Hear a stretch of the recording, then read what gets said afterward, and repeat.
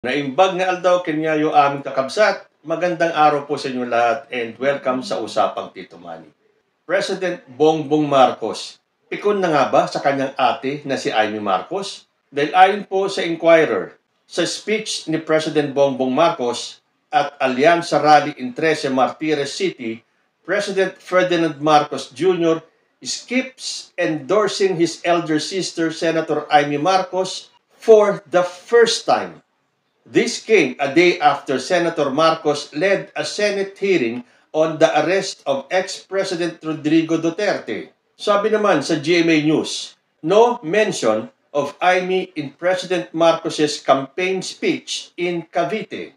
There was no mention of re-electionist Senator Amy Marcos in the speech of President Ferdinand Bongbong Marcos Jr. during the Alianza para sa Bagong Pilipinas' campaign rally in the vote-rich Cavite province. Amy and Las Piñas Representative Camille Villar both skipped the 10th campaign sortie of Alianza, but only the presidential sister was not mentioned in the endorsement speech of the chief executive. Nung tinanong si Amy Marcos kung ano ang kanyang reaksyon at bakit hindi siya sinama ni President Bongbong sa kanyang speech, ang sabi ni Amy, kailan?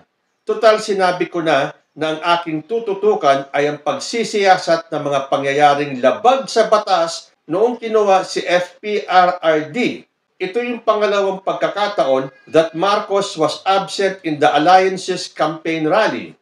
The first time was during Alianza's sortie in Tacloban City, Leyte, which is considered the bailiwick of her mother, former First Lady Imelda Romualdez Marcos.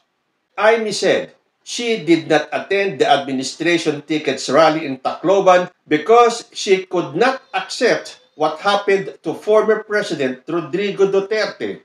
The Tacloban sortie was the first campaign of Alianza since Duterte's arrest on March 11.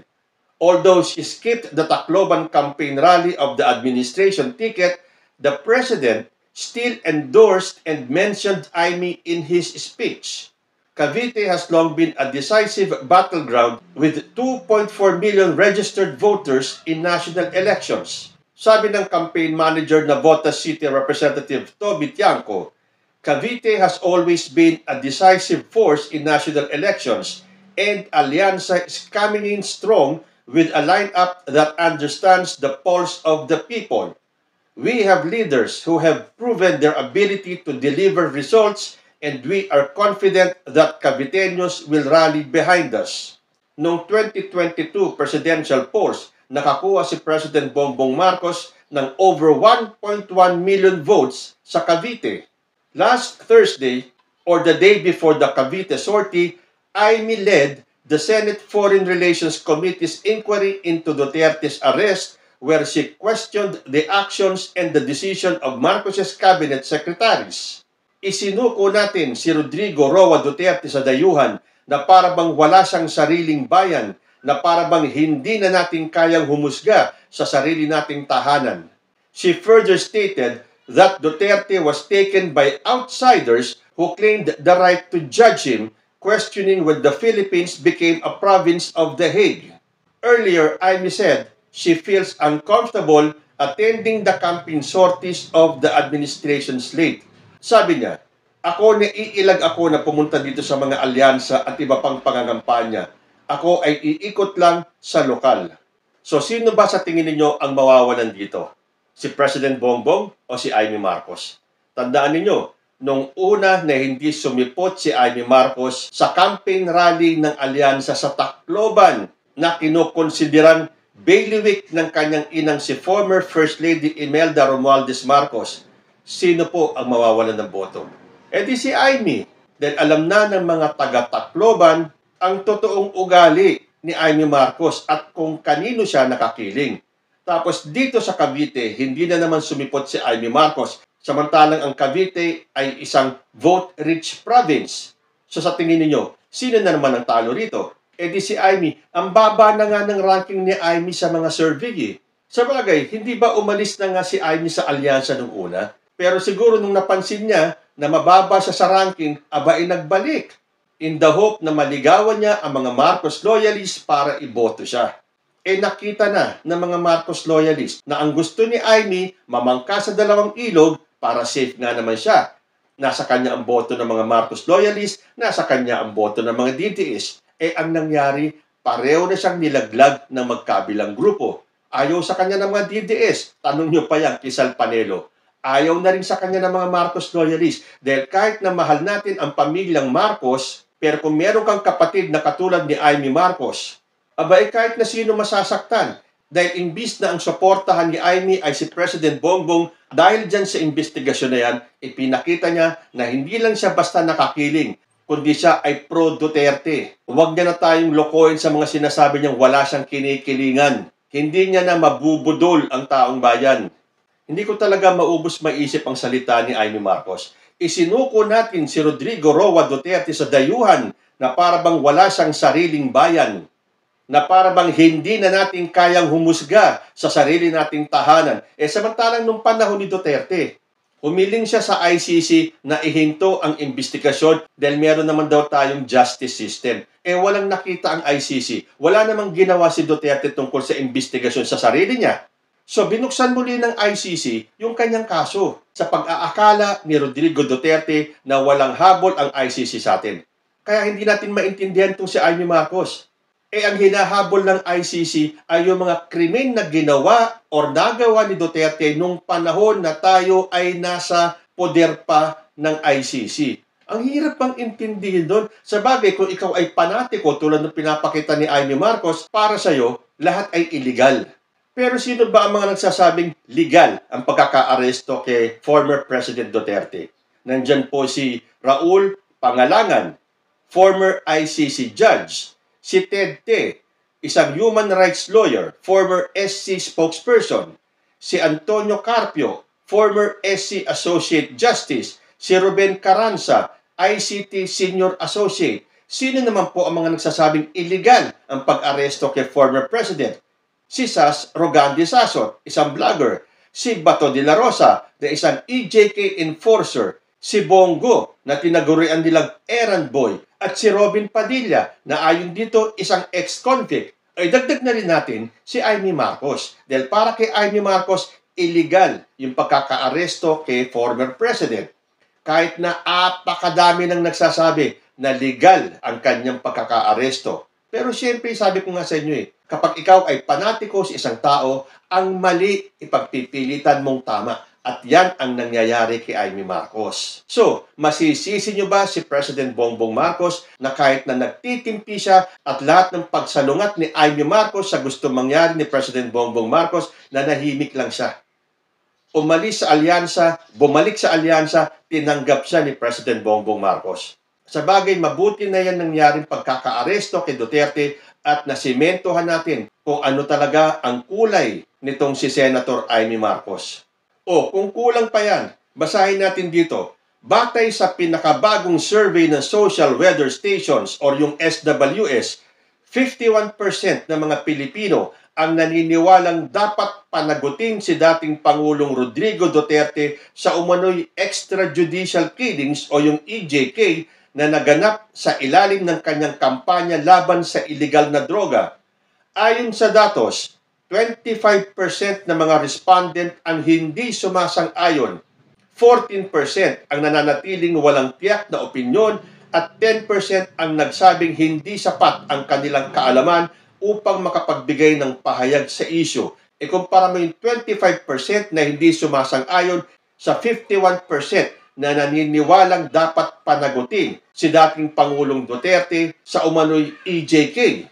Ang war on drugs ng Administrasyong Duterte ay nagtala ng libo-libong nasawi, kabilang ang mga pinaghihinalaang drug suspects na hindi nabigyan ng due process, pati na rin ang mga inosenteng sibilyan, menor de edad at mahihirap na Pilipinong nadamay sa mga operasyon ng pulisya. Ayon sa mga human rights groups, marami sa mga napatay ay hindi dumaan sa makatarungan investigasyon at pinaslang sa ilalim ng kaduda-dudang mga pangyayari. Naalala ko tuloy yung tanong kay Senator Amy doon sa Senate hearing. Bakit yung mga kaso ng mga napas lang dyan sa EJK hindi pinaiimbestigahan ni Amy Marcos? Tulad na lang ng mga nasa record na ilan sa mga napatay ay inatake sa puso o cardiac arrest, pero may butas sa ulo. Papaano kang namatay sa sakit sa puso o sa atake sa puso kung ikaw ay may butas sa ulo? So, ibig sabihin, binaril ka sa ulo? Tapos, ang nakalagay sa death certificate mo, atake sa puso? Bakit yun? Tanong kay Amy, naimbestigahan nyo ba? At saka, para sa akin, mas mabuti ng sa ICC. Kasi doon sa ICC, walang kinikilingan yan. Hindi pwedeng maka-impluensya ang kampo ni Duterte, hindi rin makaka-impluensya ang kampo ni President Bongbong Marcos. Habang patuloy ang pag-usad ng kaso sa ICC, lumalakas ang panawagan ng iba't ibang sektor para sa hustisya sa mga biktima ng war on drugs, lalo na ang mga inosenteng napatay ng walang due process. Nakita ninyo? Mga eksperto, mga taga-gobyerno, mga taong bayan, naniniwalang dapat managot si former president. Pero para kay Amy, dapat hindi sila susuko. Yan ang sabi ni Amy, hanggat hindi na iuuwi si former president. Bistadong-bistado ka na, Amy Marcos. Naalala ko tuloy yung statement ni Amy Marcos nung una siyang kumalas sa alyansa. Sabi po nito sa Abante TNT, Imelda Marcos nalungkot sa pagkalas ni Amy sa senatorial slate ni PBBM. Ito po ay noong September 30, 2024. Inamin ni Senator Amy Marcos na nalungkot si dating First Lady Imelda Marcos sa desisyon niyang kumalas sa senatorial slate sa 2025 elections ng kapatid niyang si Pangulong Bongbong Marcos. Sabi ni Amy, yung nanay ko nalulungkot eh. Sabi niya, bakit naman ganun? Sabi ko, mas maganda naman para sa pamilya. Palagay ko para sa kabutihan ng lahat, para makakausap nating lahat ng sektor. Sabi pa niya, minabuti kong tumindig mag-isa upang wag malagay sa alanganin ang aking ading. Aba okay, minabuti daw niyang tumindig mag-isa upang wag malagay sa alanganin ang kanyang kapatid. Pero ang dugtong niya, para wag nang mag-alinlangan ang aking mga tunay na kaibigan. Ito sa pagkakaintindi ko lang sa sinabi ni Amy, para wag nang mag-alinlangan ang aking mga tunay na kaibigan. Sino? Si Sara Duterte? Ang mga Duterte? Para hindi sumama ang loob sa'yo? Kailangan mong itakwil ang kapatid mo, ang pamilya mo? Para hindi ka masira sa mga Duterte na isinusuka ka naman ng mga DDS, lalo na ni Sal Panelo? Sabi pa ni Amy, pinipili ko na lamang manatiling malaya at tapat, hindi sa isang grupo, kundi sa bawat Pilipino. Fake news yan, Amy. Walang maniniwala sa iyo sa sinabi mong to, na pinili mo lamang manatiling malaya at tapat, hindi sa isang grupo, kundi sa bawat Pilipino. Di ba? Kundi ba naman fake news yan? Pinili mong umalis sa alyansa para manatiling tapat sa isang grupo. At yan ay ang grupo ng mga Duterte. Hindi mo na kami malilinlang. Kitang-kita na namin, lalo na pagkatapos ng Senate hearing, na ikaw ay pro-DDS. At sa ginawa mong hindi pag-attend sa campaign rally dyan sa Tacloban at sa Cavite, sino sa tingin mo ang mawawalan ng boto? Ngayong tila opisyal na wala ka na sa lineup ni President Bongbong Marcos, yung ranking mo na 10, 11, or 12, mas siguradong bababa pa yon at malalaglag ka na sa Magic 12. And during that time na umalis si Amy Marcos sa poder ng kanyang kapatid, hindi minasama ni Pangulong Marcos ang desisyon ng kanyang ate. Yep, that's fine, sabi ni PBBM. That happens. I have run as an independent myself many times. And so, that is her choice. Pero para sa akin, hindi maikukubli yung himig ng pagtatampo ni PBBM sa kanyang kapatid. Sino ang hindi magtatampo? Hindi lang naman sa pamilya Marcos nangyayari itong mga hindi pagkakaunawaan. Pero sa mga kaganapan naman ngayon, pamilya will always stick together.